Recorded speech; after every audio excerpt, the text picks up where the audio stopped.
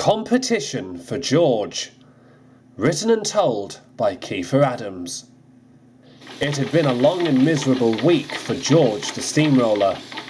After causing trouble on the Fat Controller's railway, mostly for Thomas, Duck and Gordon, George had been found out and punished. He had spent an entire week at the Sodor timber mill. The only part of him that was active was his flywheel. George was glad when his punishment came to an end. The owner of the timber mill came to see him. "You've done very well, George," he said. "You can head back out on the roads now." "Oh, yes, sir. Thank you, sir," said George. He couldn't wait to roll along the roads again and reunite with his workmen. He knew that the road he had been working on before his punishment was nearly finished. George couldn't wait to trundle back and finish the very job he had started. But when George arrived, a big surprise greeted him. Before him was the strangest vehicle he had ever seen. It looked like a steam engine, but it ran on the roads. The workmen were admiring the newcomer with great interest. "Hold on, who are you?" scowled George. The vehicle looked at him. "Oh," he said, "so this is the infamous George the steamroller, is it?" "You didn't answer my question," grunted George. "Who are you?" "Oh, where are my manners?" said the road locomotive.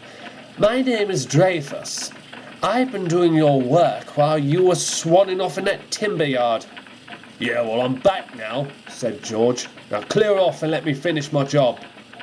"I'm afraid that's out of the question, old boy," chuckled Dreyfus.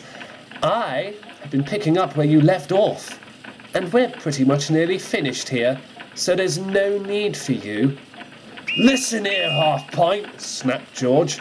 "You don't tell me what to do or where to go." "I believe I just did," said Dreyfus darkly. "Now toddle along, George. You see the future before you now. There's no need for a clapped-out roller like you, who thinks ripping up rails is a delight." George felt rather defeated. "Come on," said his driver. "Let's not bother to argue with him. We'll find our own work to do." George rumbled away.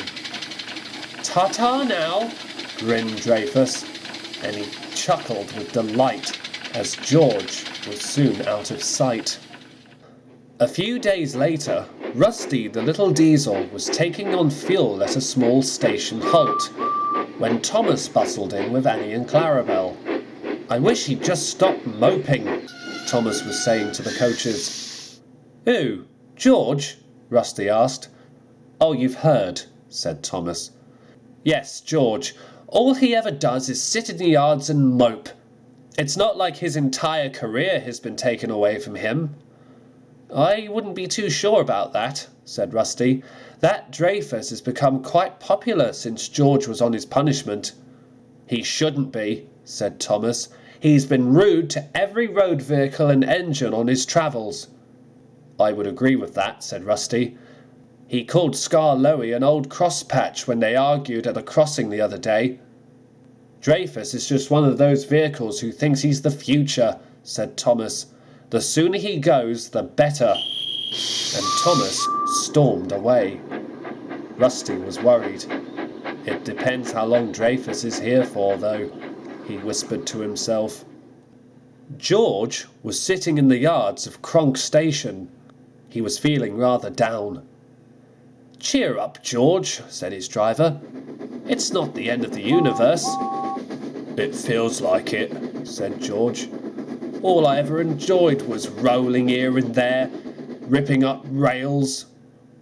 Now it feels like I don't even matter anymore."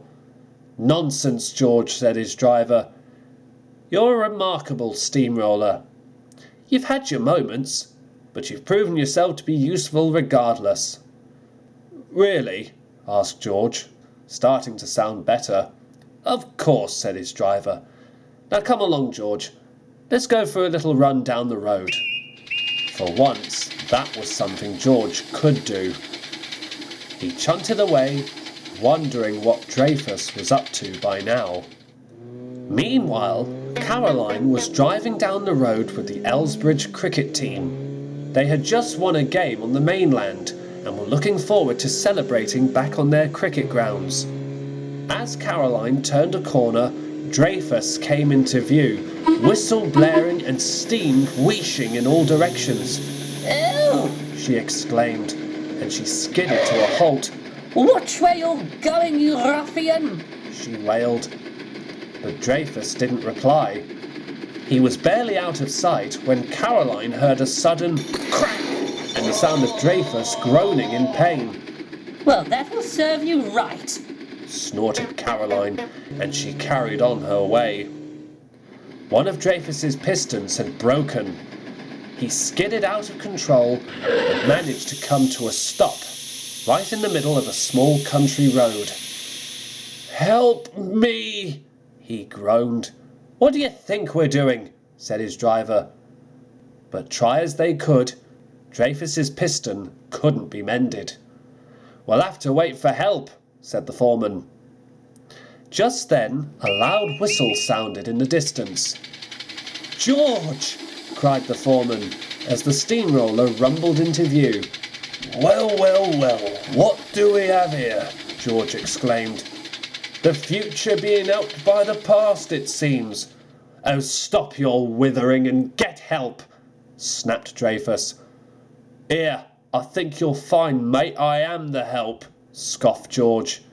He went back to the yard to collect a trailer. When he returned, the workmen loaded their tools inside.